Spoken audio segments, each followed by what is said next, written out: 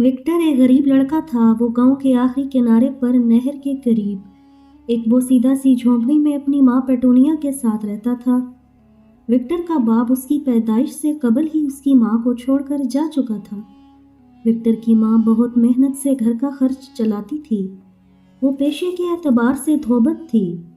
वो गांव के रईस घरानों के मैले कपड़े धोकर चंद सिक्के कमाती थी। विक्टर इस गरीबी की जिंदगी से अक्सर बेजार रहता था। एक दिन उसने अपनी माँ से कहा कि अब वो भी अपनी माँ के काम में उसका हाथ बटाएगा। उसकी माँ ने उसे समझाने की कोशिश की, लेकिन विक्टर अपनी जिद पर अड़ गया। जब विक्टर ने देखा कि उसकी माँ उसके लाख इसरार करने पर भी राजी नहीं हो रही है, तो उसने अपनी माँ से कहा कि वो सुबह के वक्त अपने स्कूल जाएगा, लेकिन स्कूल से वापसी पर वो भी कपड़े धोने में मदद करेगा। उसकी माँ को ये तजवीज़ पसंद आई और उसने अपने इकलौते बेटे विक्टर को अपने साथ काम करने की इजाज़त दे दी। वक्त यूं ही गुजरता गया। विक्टर ने अपने गांव के स्कूल से इब्तदाई तालीम हासिल कर ली। उसके बाद उसने तालीम हासिल करने का सिलसिला मौकूफ़ कर दिया। अब वो पढ़ना लिखना जानता था और वो उसी पर इक्तफा कर बैठा। उसकी दानस्त में इतनी तालीम उसके लिए काफ़ी थी कि वो बिल्कुल जाहिल नहीं था। अब उसकी माँ भी काफ़ी बीमार और लागर होती जा रही थी। विक्टर सुबह के वक्त माँ के साथ नहर के किनारे कपड़े धोता और शाम में जंगल से लकड़ियाँ काट कर गाँव लाता और अपनी ज़रूरियात के अलावा बाकी तमाम लकड़ियाँ बेचकर घर का खर्च उठाने में अपनी माँ की मदद करता। इतनी मेहनत मुशक्क़त के बाद भी बमुश्किल चंद सिक्के ही वो माँ बेटा इकट्ठे कर पाते थे। विक्टर अक्सर सोचता था कि काश उसके हाथ कोई खजाना लग जाए ताकि वो रातों रात अमीर हो जाए और गुर्बत की जिंदगी से हमेशा के लिए छुटकारा पा ले। एक दिन पेटूनिया ने विक्टर से कहा कि वो नज़दीकी शहर में चला जाए और अपनी बाकी की तालीम मुकम्मल कर ले ताकि फिर कोई अच्छी मुलाजमत हासिल कर सके। लेकिन विक्टर ने माँ की बात को पसे पुश्त डाल दिया। वो बस किसी तरह भी अमीर होना चाहता था। गांव वालों और रिश्तेदारों का खुदगर्ज रवैया भी उसकी इस सोच का सबब था।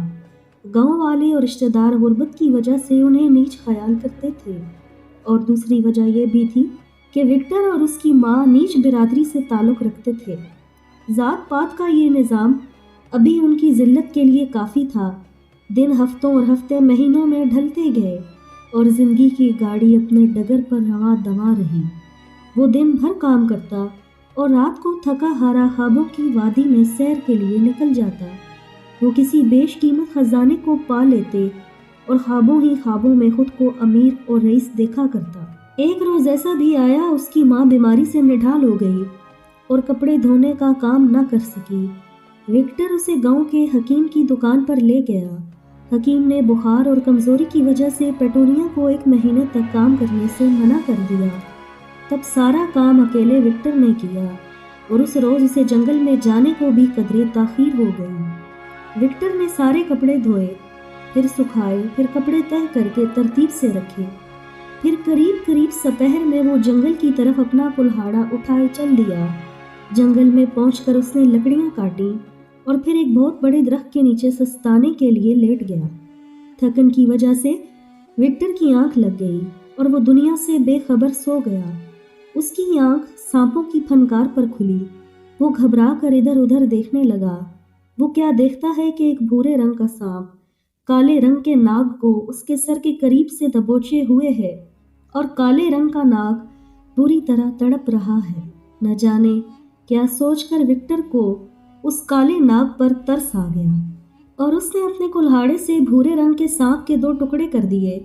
इसके बाद वो देखता है कि काले रंग का नाग अपना सर बार बार ज़मीन की तरफ झुकाकर उसका शुक्रिया अदा करता है और फिर वहाँ से सरक जाता है। विक्टर हैरान था कि क्या जानवर भी किसी इंसान का इस अंदाज में एहसानमंद होता है। दिन ढलने के करीब था। उसने अपनी लकड़ियों का गठड़ा उठाया और गांव की जानिब चल दिया। गांव के टाल पर पहुंचकर उसने लकड़ियां बेचीं और चंद सिक्के कमाए, जिसका उसने बाजार से राशन खरीदा और घर को चल दिया। विक्टर ने आज जंगल में होने वाले वाक़े को अक्सर फरामोश कर दिया। यूं भी उसके पास सोचने के लिए और भी बहुत कुछ था। घर जाकर उसने अपने मामूल के काम किए अपनी बीमार माँ को खाना और दवाई दी।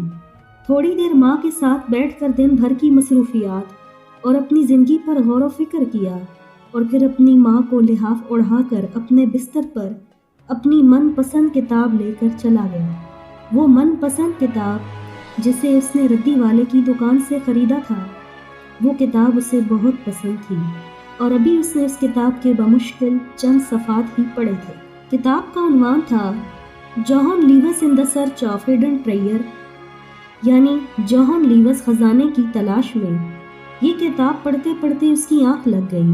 उसने ख्वाब में एक बड़ा काला नाग देखा जिसके इर्द गिर्द धुएं के बादल मंडला रहे थे। धीरे धीरे वही नाग इंसानी शक्ल इख्तियार कर लेता है और उसका हुलिया अजीबो गरीब सा होता है। उस पुरस्रार शख्स का लिबास सांप की खाल नुमा होता है। वो अजीबो गरीब शख्स उससे मुखातिब होता है, ऐ मेरे मोहसिन विक्टर, मैं तुम्हारा एहसानमंद हूँ कि तुमने मेरी जान बचाई है। याद रखो मेरे दोस्त, जब कभी तुम्हें मेरी मदद की ज़रूरत होगी तो मैं तुम्हारी मदद के लिए हाजिर हो जाऊँगा। यकदम धुएं के बादलों में वो अजीबो गरीब शख्स गायब हो जाता है। यकायक विक्टर अपनी आंखें मैकानकी अंदाज में खोल देता है। वो हैरान होता है कि आखिर वो शख्स कौन था और उसने कब उसकी मदद की थी। विक्टर दिन वाले वाक़े को यकसर भूल चुका था। उसकी नज़र अपनी बीमार माँ पर पड़ी जो सो रही थी। उसने अपनी माँ की तरफ देखते हुए सोचा और दिल ही दिल में खुद से अहद किया कि एक रोज़ ऐसा आएगा कि वो अपनी माँ को दुनिया की हर खुशी देगा।